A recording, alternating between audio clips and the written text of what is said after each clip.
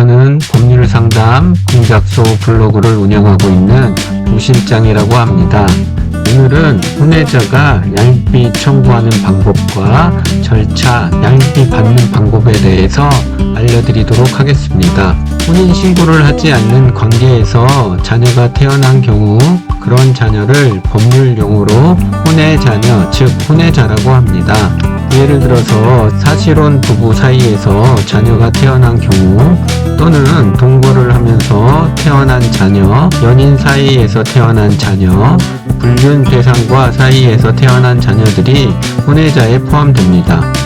혼외 자녀들의 경우에는 일단 자녀가 태어난 이상 자녀의 친부는 자녀에 대한 양육의 책임을 다해야 합니다. 면접 교섭도 해야 하고 양육비 지급도 해야 하는 등 책임이 발생합니다. 그중 가장 중요한 것은 양육비 지급입니다. 하지만 많은 혼외자의 친부들이 양육비 책임을 다하지 않는 경우가 대부분입니다. 양육비 지급을 하지 않는 이유는 다양한 것 같습니다. 가장 많은 이유는 자신이 원해서 태어난 자녀가 아니라는 것입니다. 즉, 분명 자신은 반대했음에도 불구하고 친모가 출산을 했기 때문에 자신은 책임이 없다는 것입니다. 그리고 어떤 분들은 자신은 태어난지도 몰랐다는 이유를 말하는 분들도 있고 어떤 분들은 친모가 요구하지 않아서라고 하는 분들도 있습니다. 이유가 어떤 이유이든지 간에 자녀가 태어난 이상 친부는 본인이 원했든 원하지 않았든 상관없이 양육비를 지급해야 하는 책임이 있습니다. 즉, 친부들은 자녀가 태어났을 때부터 성인이 되기 전까지 양육비 책임이 있다는 말입니다. 본인이 친권 양육권 포기각서를 작성했다 하더라도 상관없이 지급을 해야 합니다. 그래서 혼외자가 성인이 되었다고 하더라도 그동안 지급하지 않은 과거 양육비를 청구할 수 있습니다. 그리고 미성년 자녀인 경우에는 그동안 받지 못한 과거 양육비와 장래 양육비도 같이 청구할 수 있습니다. 그렇게 양육비를 받으려면 법원에 소송을 해야 하고 법원으로부터 인정을 받아야 합니다. 이때 중요한 것은 자녀의 가족관계 증명서상에 친부가 등재되어 있는지 여부에 따라서 소송의 종류가 달라지게 됩니다. 만일 친부가 등재되었다라고 하면 바로 친부를 상대로 양육비 소송을 하면 됩니다. 하지만 친부가 등재 안 된 경우에는 친부를 상대로 인지청구 소송을 하면서 동시에 양육비 소송을 같이 하면 됩니다. 인지소송은 절대 어려운 소송이 아니고 친부와 자녀가 친자관계가 맞다는 소송이고 이것은 유전자 검사만 진행을 하면 됩니다. 유전자 검사는 소송을 한 후 법원에 수검명령 신청이란 것을 통해 할 수가 있습니다.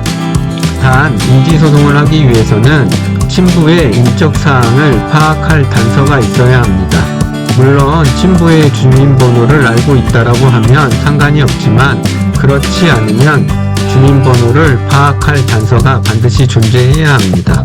과거 양육비 경우에는 상대방의 현재 경제적 상황 등이 반영이 되어 감액이 될 가능성이 높습니다.